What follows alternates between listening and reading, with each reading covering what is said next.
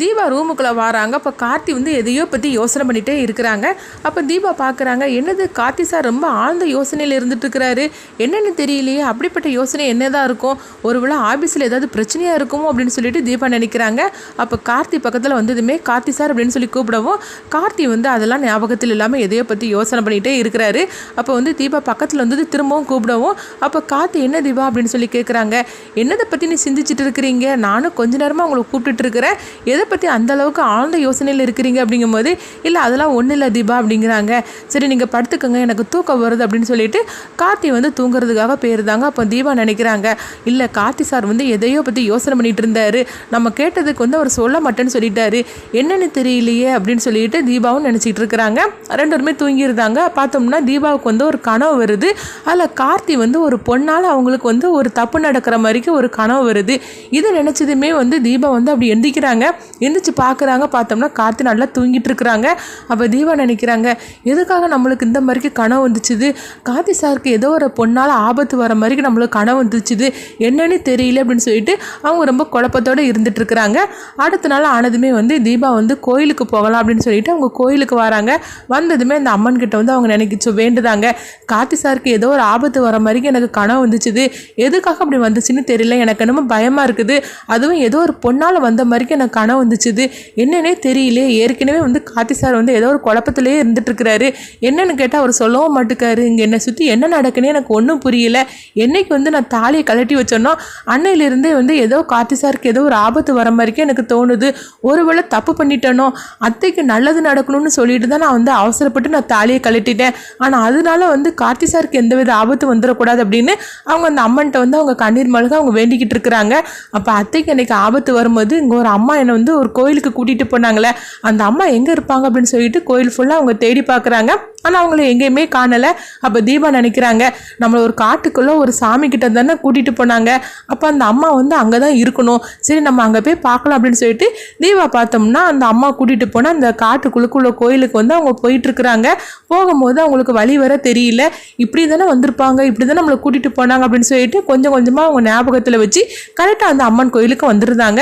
பார்த்தோம்னா அங்கே தான் வந்து அவங்க உட்காந்து அவங்க தியானத்தில் இருந்துட்டு இருக்கிறாங்க. அப்போ பக்கத்தில் வந்ததுமே தீபா நல்ல வேளையை அந்த அம்மா அங்கே தான் இருக்கிறாங்க அப்படின்னு சொல்லிட்டு பக்கத்தில் வந்துமே அவங்க வந்து கூப்பிடவும் அவங்க கண் முடிச்சு பார்க்குறாங்க. அப்போ அவங்க சொல்கிறாங்க, நீங்கள் வருவன்னு எனக்கு தெரியும் அப்படிங்கிறாங்க. இது கிட்டதுமே தீபா அதிர்ச்சி அடைகிறாங்க. நாங்கள் தான் வருவேன்னு சொல்லிட்டு உங்களுக்கு எப்படி தெரியும் அப்படிங்கும்போது, கண்டிப்பாக நீங்கள் வருவேன்னு எனக்கு தெரியும், அதுக்காக தான் நான் காத்துட்ருக்கிறேன் அப்படிங்கிறாங்க. நீங்கள் என்னம்மா சொல்கிறீங்க, நீங்கள் சொல்கிற எனக்கு எதுவுமே புரிய மாட்டுக்கு, ஆனால் அன்னைக்கு வந்து எங்கள் அத்தையை வந்து நீங்கள் குணப்படுத்தீங்க, இன்னைக்கு பார்த்தோம்னா என்னுடைய கணவருக்கு வந்து ஏதோ ஒரு ஆபத்து வர மாதிரிக்கு எனக்கு ஒரு கனவு வந்துச்சு, எனக்கு அதுலேருந்து எனக்கு ரொம்ப பயமாக இருந்துக்கிட்டு இருக்குது, நான் ஒருவேளை தாலி கழட்டி வச்சனால தான் இந்த மாதிரிக்கெலாம் கனவு வருதோ எனக்கு தெரியல, ஆனால் கார்த்தி சாருக்கு எதுவுமே ஆயிடக்கூடாது, அந்த குடும்பத்துக்கு எதுவுமே நடந்துடக்கூடாது, தயவு செய்து எதுக்காக அந்த கனவு வந்துச்சுது, என் கணவருக்கு ஏதாவது ஆபத்து இருக்கா அப்படின்னு சொல்லி தீபா கேட்கவும் அப்போ அந்த அம்மா வந்து சொல்கிறாங்க, நீ நம்பிக்கையோட இந்த அம்மாவை பார்க்க வந்துட்டேலா, உனக்கு எதுவுமே நடக்காது, நீ வந்து கொஞ்சம் பொறுமையாயிரு, ஆனால் கார்த்திக்கு ஒரு ஆபத்து இருக்கிறது மட்டும் உண்மைதான் அப்படிங்கிறாங்க. இது கேட்டதுமே தீபாவுக்கு தூக்கி வாரி போடுது. என்னம்மா நீங்கள் சொல்லிட்டு இருக்கிறீங்க, கார்த்தி சாருக்கு வந்து ஆபத்தா, ஒருவேளை நான் தாலியை கழட்டி வச்சனால தான் அவருக்கு இந்த மாதிரிக்கெல்லாம் ஆபத்து அப்படின்னு சொல்லி கேட்கும்போது, இல்லை நீ தாலியை கழட்டி வச்சது கூட எல்லாம் நடக்கணும் அப்படிங்கிறதுக்காக தான் அந்த தாலியை நீயே கழட்டி இருக்கிற, எப்படி இருந்தாலும் சரிதான், உன் தாலி பாக்கியத்துக்கு வந்து ஆபத்து இருக்கிறது உண்மைதான் அப்படிங்கிறாங்க. இது கேட்டதுமே தீபா அழ ஆரம்பிச்சிருந்தாங்க. என்னம்மா நீங்கள் சொல்லிட்டு இருக்கிறீங்க, என்னுடைய கணவருக்கு எந்தவித ஆபத்து வந்துடக்கூடாது, தயவு செய்து அவரை காப்பாற்றி கொடுங்க அப்படிங்கவும் அப்போ அந்த அம்மா வந்து ஒரு குங்குமம் கொடுக்குறாங்க. இந்த குங்குமத்தை நீ பத்திரமா நீ வச்சுக்கிடணும், இந்த குங்குமம் வந்து தீரதுக்குள்ளேயும் உன்னுடைய கணவரோட உயிருக்கு வந்து ஆபத்து இல்லாமல் எல்லாமே நீங்கிடணும், சப்போஸ் இந்த குங்குமம் தீர்ந்து போச்சுது அப்படியும் அந்த ஆபத்து நீங்கலைன்னா உன்னுடைய கணவரை வந்து காப்பாற்றவே முடியாதுமா அப்படிங்கிறாங்க. இது கிட்டதுமே தீபாவுக்கு ஒரே குழப்பமாக இருக்குது. நீங்கள் என்ன சொல்கிறீங்கம்மா, எனக்கு ஒன்றுமே புரியல அப்படிங்கும்போது, இந்த குங்குமம் தீரதுக்குள்ளேயும் உன்னுடைய கணவர் வந்து உங்ககிட்ட வந்து முழுமையாக சேர்ந்துடணும், அவர் இப்போ ஒரு பொண்ணோட பிடியில் இருக்கிறாரு, ஒரு பொண்ணால் அவருக்கு ஆபத்து வந்துக்கிட்டே இருக்குது, இந்த குங்குமத்தை வந்து நீ தினசரி உன் நெத்தியில் வைக்கணும், அப்படி வச்சிட்டு இருக்கும் போது இந்த குங்குமம் தீரதுக்குள்ளேயும் அவர் இந்த பொண்ணோட பிடியிலேருந்து அவர் தப்பிச்சு வந்துடணும், அப்படியும் வரலன்னா உன்னுடைய கணவரோட உயிருக்கு வந்து ஆபத்து இருக்கும் அப்படிங்கிறாங்க. இது கிட்டதுமே தீபா பயப்பட ஆரம்பிச்சிருந்தாங்க. ஆனால் நீ எதுக்குமே ஒன்றும் பயப்படாத, எல்லாமே உனக்கு நல்லதாக தான் நடக்கும், அதனால நீ பயப்படாமல் நீ போ அப்படின்னு சொல்லிட்டு அவங்க அந்த குங்குமத்தை கொடுக்குறாங்க. தீபாவும் அதை வாங்கிட்டு அவங்க வந்து பயந்துக்கிட்டே அவங்க வீட்டுக்கு வராங்க. இந்த மாதிரி நடந்துட்டு இருக்கு. அடுத்து பார்த்தோம்னா கார்த்தி தான் காட்டுறாங்க. கார்த்தி வந்து ரொம்பவே குழப்பமாக இருந்துக்கிட்டு இருக்கிறாங்க. இங்கே என்ன நடக்குன்னே தெரியல, ஒன்றும் புரிய மாட்டேங்குது. சரி நம்ம வந்து வெங்கையாவை போய் பார்க்கலாம் அப்படின்னு சொல்லிட்டு அவரை பார்க்கறதுக்காக கார்த்தி அங்கே வராங்க. வந்ததுமே வந்து கார்த்தி கேட்குறாங்க, அன்னைக்கு நீங்கள் வந்து ரம்யா அப்படின்னு சொல்லிக்கிட்டு ஒருத்தங்களுக்கு ஃபோன் பண்ணினீங்களா, அவங்களுக்கு திரும்பவும் நீங்கள் ஃபோன் பண்ணுங்க அப்படிங்கிறாங்க. அப்போ இந்த வெங்கையா சொல்கிறாங்க, நான் அப்படிலாம் ஃபோன் பண்ண முடியாது அப்படிங்கும்போது, இப்போ நீ ஃபோன் பண்ணலைன்னா நான் இப்போ போலீஸுக்கு போக வேண்டியது இருக்கும் அப்படிங்கவோ இது கிட்டதுமே வெங்கையா வந்து பயப்பட ஆரம்பிச்சிருந்தாங்க. சரி சார், நான் வேணால் நம்பர் தரேன், நீங்கள் உங்கள் ஃபோன்லேருந்து பண்ணுங்க அப்படிங்கவோ, இல்லை நீ ஓ ஃபோன்லேருந்து தான் நீ பண்ணணும் அப்படிங்கிறாங்க. இதனால வெங்கையாவும் வேறு வழி இல்லாமல் அவங்க ரம்யாவுக்கு ஃபோன் பண்ணுறாங்க. அப்போ ரம்யா வந்து சொல்லுங்க வெங்கையா அப்படிங்கும்போது, கார்த்தின்னு ஒருத்தர் வந்து உங்களை தேடி வந்திருக்கிறாங்க, அவர் தான் வந்து உங்களுக்கு ஃபோன் பண்ண சொன்னாங்க, இப்போ நான் அவர்கிட்ட கொடுக்குறேன் அப்படின்னு வெங்கையா சொல்லவும் இது கிட்டதுமே ரம்யா பேரதிர்ச்சி ஆகுறாங்க. என்னது, கார்த்தி நம்மளை தேடிக்கிட்டே வெங்கையாவுக்கு வந்து ஃபோன் பண்ண சொல்லியிருக்காரா, ஒருவேளை நம்ம தான் ரம்யானுங்கிற உண்மை தெரிஞ்சுட்டு ஒருவேளை இந்த மாதிரிலாம் நடிக்கிறோம் அப்படின்னு ரம்யா வந்து ரொம்பவே பதற ஆரம்பிச்சிருந்தாங்க. அப்போ வந்து கார்த்தி ஹலோ ரம்யா அப்படின்னு சொல்லி கூப்பிடவும் ரம்யா வந்து எதுவுமே பேசாமல் அமைதியாக இருந்துட்டு இருக்கிறாங்க. என்ன ரம்யா, நான் தான் பேசிகிட்டு இருக்கிறேன், பேசுங்க அப்படின்னு சொல்லி கார்த்தி சொல்லிட்டு இருக்கிறாங்க. ஆனால் வந்து அந்த பக்கம் ரம்யா எதுவுமே பேசாமல் அமைதியாக இருந்துட்டு இருக்கிறாங்க. இப்போ தானே நீங்கள் வெங்கையாவிட்ட பேசுனீங்க, என்கிட்ட பேசுகிறதுக்கு உங்களுக்கு என்ன தயக்கம், நீங்கள் சொல்லுங்கள், நீங்கள் யாருன்னு உண்மையை சொல்லுங்கள், எதுக்காக நீங்கள் வந்து என்னுடைய வாழ்க்கையில் இந்த மாதிரிலாம் தேவையில்லாமல் தப்பு பண்ணிகிட்டு இருக்கிறீங்க, நீங்கள் யாருன்னு மட்டும் நம்ம கண்டுபிடிச்சிட்டோம்னா அவ்வளோதான், ஆனால் நான் கண்டுபிடிக்க முடியாதுன்னு சொல்லிட்டு நீங்கள் என்னெல்லாமோ பண்ணிகிட்டு இருக்கிறீங்க, கண்டிப்பாக நான் உங்களை விட மாட்டேன் அப்படின்னு காத்து சொல்லும் போது ரம்யா வந்து ஃபோனை கட் பண்ணியிருந்தாங்க. இதை கிட்டதுமே ரம்யாவுக்கு வந்து இன்னும் குழப்பம் ஜாஸ்தியாகுது. என்னமோ ஒரு தப்பு நடக்கிறது, ஆனால் ரம்யா நம்பிசன்னு சொன்னாங்களா, அது மட்டும் கிடையாது, இது வேற ஏதோ ஒரு பொண்ணு தான், அதுவும் நம்மளுக்கு தெரிஞ்ச பொண்ணு தான் அப்படின்னு சொல்லி கார்த்தி வந்து ரொம்பவே குழப்பத்தோடு இருந்துட்டு இருக்கிறாங்க. அப்போ வெங்கையாட்ட வந்து திரும்பவும் வந்து கார்த்தி வந்து ரம்யாவோட ஃபோனை காட்டுறாங்க. நீங்கள் நல்லா பார்த்து சொல்லுங்கள், இந்த பொண்ணு தானான்னு சொல்லுங்கள் அப்படிங்கும்போது வெங்கையா வந்து இல்லை சார் இவங்க இல்லை அப்படிங்கிறாங்க. சரி, நீங்கள் மட்டும் என்கிட்ட பொய் சொல்கிறது மட்டும் எனக்கு தெரிஞ்சிச்சுன்னா அவ்வளோதான், நான் உங்களை சும்மா விட மாட்டேன் பார்த்துக்கோங்க அப்படின்னு சொல்லிட்டு கார்த்தி அங்கேருந்து கிளம்புறாங்க. இங்கே வந்ததுமே வந்து கார்த்தி ரொம்பவே குழப்பத்தோடு இருந்துட்டு இருக்கும்போது அப்போ அங்கே மீனாட்சி மைதிலையும் வராங்க. அப்போ மீனாட்சி கேட்குறாங்க, என்ன கார்த்தி தம்பி என்னாச்சுது, என்னமோ நானும் பார்த்துட்டு தான் இருக்கிறேன், 2 நாளாக உங்கள் முகமே சரியில்லையே, ஏதாவது பிரச்சனையா அப்படின்னு சொல்லி கேட்கும்போது உடனே வந்து கார்த்தி வந்து இங்கே நடந்ததெல்லாம் சொல்கிறாங்க. இது கிட்டதுமே மீனாட்சி சொல்கிறாங்க, நான் கூட உங்கள்கிட்ட ஒரு உண்மை சொல்லலான்னு இருக்கிறேன், ரம்யா பற்றினது உண்மை அப்படிங்கிறாங்க. ரம்யானா நீங்கள் எந்த ரம்யா சொல்கிறீங்க அப்படிங்கும்போது தீபாவோட ஃப்ரெண்டு ரம்யாவை பற்றி தான் அப்படிங்கிறாங்க.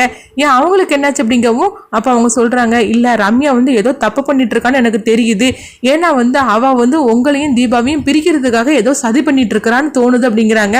எதுக்காக நீங்கள் இந்த மாதிரினா அபாண்டமாக பழி சுமத்துறீங்க அப்படின்னு கார்த்தி கேட்கவும், இல்லை கார்த்தி தம்பி, நான் அபாண்டமாலாம் பழி சுமத்தலை, நான் வந்து கொஞ்ச நாளாகவே ரம்யாவை நான் ஃபாலோ பண்ணிட்டு தான் இருக்கிறேன், அவள் பண்ணுறது எதுவுமே சரியில்லை, ஆனால் தீபாட்ட இதை பற்றி சொன்னோம்னா அவள் கண்டிப்பாக நம்ப மாட்டா, அதனால தான் நான் உங்ககிட்ட சொல்கிறேன் அப்படிங்கிறாங்க. அப்போ நீங்கள் இப்போ என்ன சொல்ல வாரீங்க அப்படிங்கும்போது ரம்யா வந்து உங்களை கல்யாணம் பண்ணிக்கணும்னு நினைக்கிறா, அதனால தான் இந்த மாதிரிக்கெல்லாம் பண்ணுறா அப்படின்னு மைதிலி சொல்லவும் இது கிட்டதுமே கார்த்தி அதிர்ச்சி அடைகிறாங்க. என்ன மைதிலி நீங்கள் சொல்லிட்டு இருக்கிறீங்க, ரம்யா எதுக்காக இந்த மாதிரிலாம் நினைக்கணும் அப்படிங்கும்போது ஆமாம், ரம்யாவோட மனசில் நீங்கள் இருக்கிறீங்க, அது எனக்கு நல்லாவே தெரியும், ஆனால் அதுக்குள்ளே ஆதாரத்தை கேட்டிங்கன்னா எங்கிட்ட கொடுக்க முடியாது, அதனால தான் அன்னைக்கு வந்து நீங்கள் தீபா காலத்தில் தாலியை கட்ட போகும்போது கரெக்டான நேரத்தில் அந்த தாலியை தூக்கி ஒழிச்சு வச்சுட்டா, ஆனால் நம்ம கண்டுபிடிப்போன்னு சொல்லி அவள் கொஞ்சம் கூட நினைக்கவே இல்லை, நம்ம கண்டுபிடிச்சதுமே அவள் வந்து பிளானையே திருப்பி போட்டுட்டா, அவளை தீபாவுக்கும் உங்களுக்கும் வந்து கல்யாணத்தை பிரம்மாண்டமாக நடத்தணும், அதுக்காக தான் நான் வந்து தாலியை ஒழிச்சு வச்சுருக்கேன் அப்படின்னு அபிராமி அம்மாவையும் மற்றவங்களையும் அவள் நம்ப வச்சுட்டா, எல்லாருமே நம்பிட்டாங்க, ஆனால் நான் நம்ப மாட்டேன், அவள் வந்து உங்களை கல்யாணம் பண்ணுறதுக்காக தான் இந்த மாதிரிலாம் பண்ணிட்டு இருக்கிறா, ஆனால் அந்த விஷயத்தை தீபாட்ட சொன்னால் கூட அவளும் நம்ப மாட்டா, ஆனால் எப்படியாவது தீபாவோட வாழ்க்கையை காப்பாற்றணும், ரம்யாட்ட இருந்து தீபாவை எப்படியாவது காப்பாற்றணும் அப்படின்னு கார்த்திகிட்ட சொல்லவும் கார்த்தி வந்து ரொம்பவே அதிர்ச்சி அடைகிறாங்க.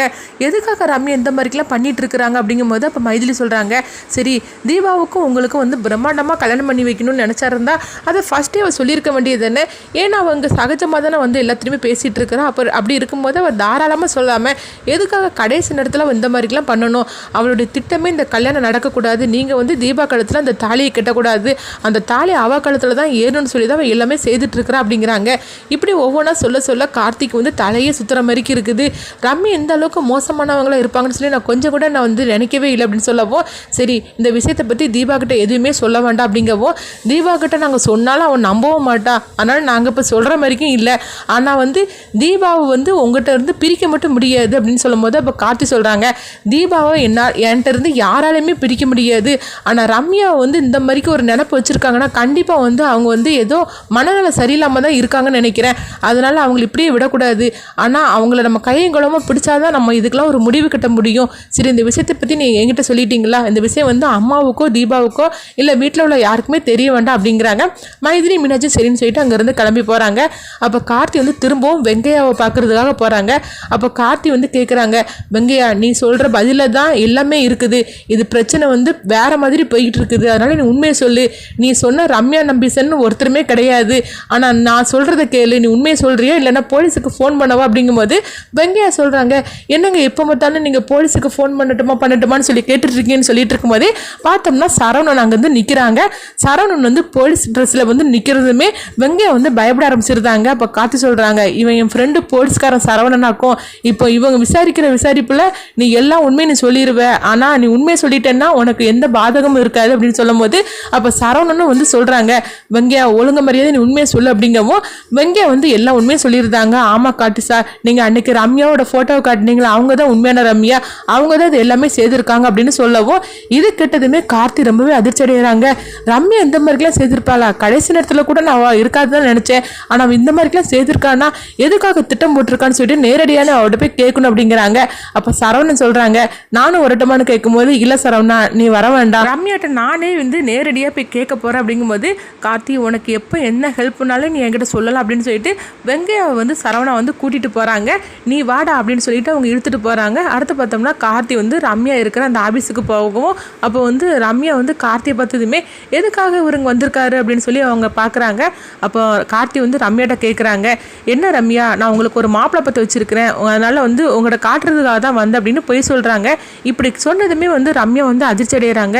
நீங்கள் எதுக்காக எனக்கு மாப்பிள்ளை பார்த்தீங்க, நான் கல்யாணம் பண்ணிக்கிற மூடிலேயே நான் இல்லை, அந்த நினப்புலேயும் இல்லை அப்படின்னு சொல்லவும் அப்போ நீங்கள் என்ன நினப்பில் தான் இருந்துகிட்ருக்கிறீங்க அப்படின்னு சொல்லி கேட்கும்போது நான் இப்போதைக்கு யாரையும் கல்யாணம் பண்ணிக்கிற ஐடியாவில் இல்லை, ஆனால் நீங்கள் எனக்கு மாப்பிள்ளை பார்த்துட்டு வந்தீங்களா, அது வரைக்கும் உங்களுக்கு நான் நன்றி சொல்கிறேன், என் மேலே ரொம்ப அக்கறையோடு இருக்குங்கன்னு மட்டும் எனக்கு தெரியுது அப்படிங்கும்போது அப்போ ரம்யா வந்து கார்த்தியை பார்த்துட்டே இருக்கிறாங்க. அப்போ கார்த்தி வந்து சொல்கிறாங்க அடுத்ததாட்டு, ரம்யா அவங்களுக்கு வெங்கையான்னு சொல்லிட்டு யாரையாவது தெரியுமா அப்படிங்கவும் இது கிட்டதுமே ரம்யா அதிர்ச்சி அடைகிறாங்க.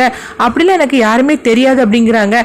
அப்படியா, வெங்கையான பேரை கூட நீங்கள் கேள்விப்பட்டது கிடையாது அப்படிங்கும்போது அப்படின்னு ஒரு பேரை கூட நான் கேள்விப்பட்டு கிடையாது, எதுக்காக நீங்கள் திரும்ப திரும்ப அந்த மாதிரிக்கு சொல்லிட்டு இருக்கிறீங்க அப்படின்னு சொல்லும் போதே கார்த்தி பார்த்தோம்னா வெங்கையாவோட ஃபோனை வந்து அவங்க எடுத்துகிட்டு வந்திருக்கிறாங்க. அந்த ஃபோனில் வந்து ரம்யாவுக்கு வந்து அவங்க கால் பண்ணுறாங்க. ரம்யாவை பார்க்குறாங்க, வெங்கையாவோட ஃபோனில் இருந்து வருது. இதை பார்த்ததுமே ரம்யா வந்து அதிர்ச்சி அடைகிறாங்க. அப்போ கார்த்தி சொல்கிறாங்க, இந்த ஃபோன் தான் வெங்கையாவோட ஃபோனு, அது இப்போ என்கிட்ட தான் இருக்குது, இதில் எப்படி உங்கள் நம்பர் இதில் வந்துச்சு அப்படின்னு சொல்லி கேட்கவும் இது கேட்டதுமே ரம்யா ரொம்பவே அதிர்ச்சி அடைகிறாங்க. அப்போ வந்து எதுவுமே பேசாமல் அவங்க அமைதியாக இருந்துட்டு இருக்கிறாங்க. அப்போ கார்த்தி சொல்கிறாங்க, இப்போ மாதிரி நீங்கள் உண்மையை சொல்லுங்கள் ரம்யா, எதுக்காக நீங்கள் இந்த மாதிரிலாம் சதி வளையல் பண்ணினீங்க, அன்றைக்கி என்னென்னா தீபாவை கூட்டிகிட்டு போய் பரிகாரம் பண்ணுறேன்னு சொல்லிட்டு ஒரு போலீஸ் சாமியாரை நீ கூட்டிகிட்டு போய் தீபாவோட உயிருக்கே ஆபத்து விளைவிக்க வச்சுருக்கீங்க, ஆனால் ஏதோ தீபா வந்து எப்படியோ அந்த ஆபத்துலேருந்து அவள் தப்பிச்சிட்டா, நீங்கள் ஆக மொத்தத்தில் தீபாவை வந்து என்கிட்ட பிரிக்கணும்னு சொல்லிட்டு நீங்கள் ஒவ்வொரு சதி வேலையாக நீங்கள் பண்ணியிருக்கிறீங்க, எதுக்காக இந்த மாதிரிலாம் பண்ணினீங்க சொல்லுங்கள் அப்படின்னு கார்த்தி வந்து ரொம்ப ஆவேசத்தோடு அவங்க ரம்யாட்ட கேட்கவும் ரம்யா வந்து திடீர்னு கத்த ஆரம்பிச்சிருந்தாங்க.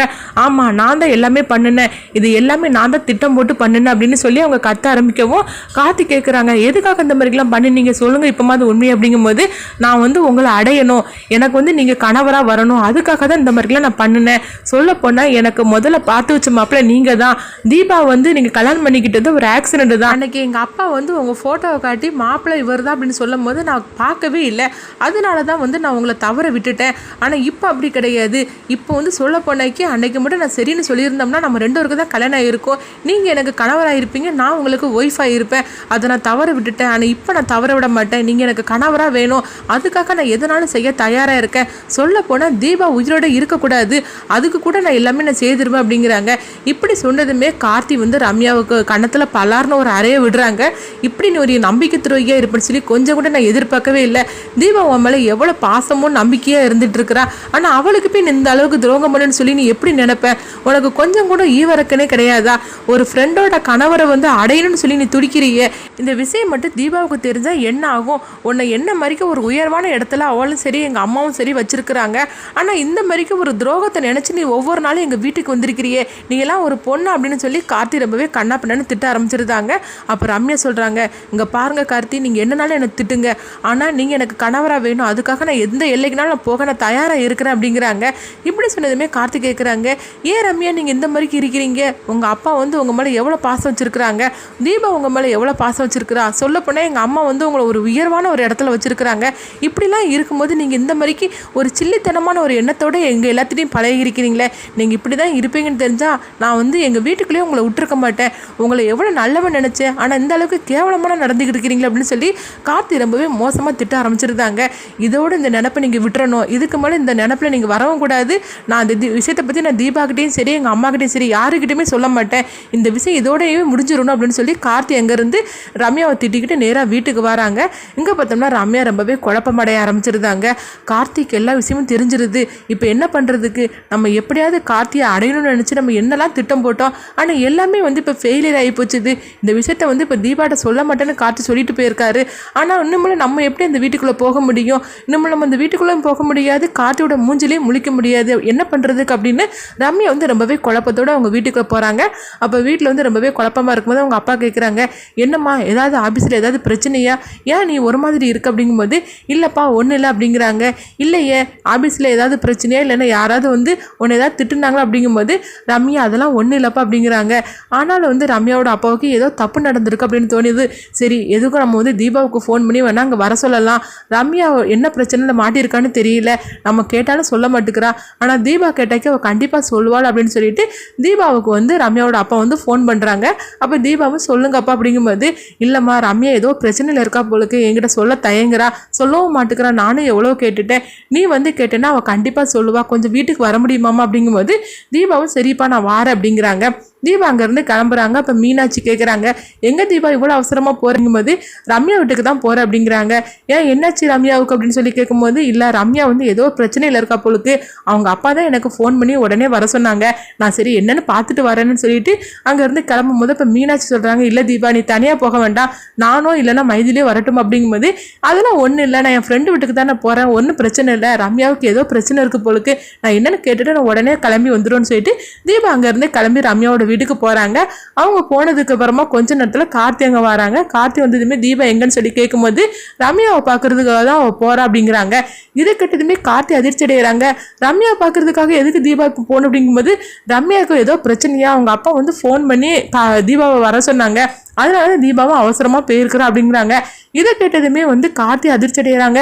ஐயோ இந்த ரம்யாவோட தீபாவுக்கு ஏதாவது ஒரு உயிருக்கு ஆபத்து வந்துடக்கூடாது, இப்போ நம்ம உடனே கிளம்பணும் அப்படின்னு சொல்லிட்டு கார்த்தி கிளம்புவோம். அப்போ மீனாட்சி கேட்குறாங்க, என்ன கார்த்தி ஏதாவது பிரச்சனையா, நீங்கள் எங்கே போறீங்க அப்படிங்கும்போது, நான் தீபாவை தான் பார்க்கறதுக்காக நான் ரம்யாவோட வீட்டுக்கு போக போகிறேன் அப்படிங்கிறாங்க. ஏன் அவள் ஃப்ரெண்டு பார்க்க தானே போயிருக்கிறா அப்படிங்கும்போது, இல்லை அவள் இந்த நேரத்தில் இப்போ போகக்கூடாது, நான் போய் தீபாவை போய் கூட்டிட்டு வரேன் அப்படின்னு சொல்லிட்டு கார்த்தி அங்கேருந்து கிளம்பி போகிறாங்க. இதெல்லாம் பார்த்துட்டு மீனாட்சி ரொம்பவே குழப்பமடைகிறாங்க. என்னமோ ஒரு பிரச்சனை நடந்திருக்கு, என்ன நடக்க போதோ தெரியும்னு சொல்லிட்டு அவங்க பயத்தோடு இருந்துட்டு இருக்கிறாங்க. தீபாவும் ரம்யாவோட வீட்டுக்கு வந்துருந்தாங்க. வந்ததுமே அவங்க அப்பா சொல்றாங்க, வாமா தீபா, ரம்யா அந்த ரூம்ல தான் இருக்கிறா அப்படிங்கவும் தீபாவும் சரின்னு சொல்லிட்டு அங்கே போறாங்க. பார்த்தோம்னா ரம்யா இருக்கிற அந்த ரூம் கதை வந்து அடைச்சிருக்குது. அப்போ தீபா வந்து எவ்வளவோ தட்டி பார்க்குறாங்க. ஆனால் ரம்யா வந்து கதவை திறக்கவே இல்லை. இப்படி திறக்காம இருந்ததுமே வந்து தீபா அதிர்ச்சி அடைகிறாங்க. இந்த சவுண்டு கேட்டு ரம்யாவோட அப்பாவும் ஓடி வராங்க. என்னம்மா என்னாச்சு அப்படிங்கும்போது, தெரியலப்பா என்னன்னு தெரியல, ரம்யா வந்து கதவை திறக்க மாட்டேக்கா அப்படிங்கிறாங்க. ரெண்டு பேருமே அதிர்ச்சியோட கதவை போட்டு அவங்க தட்டிக்கிட்டு இருக்கிறாங்க.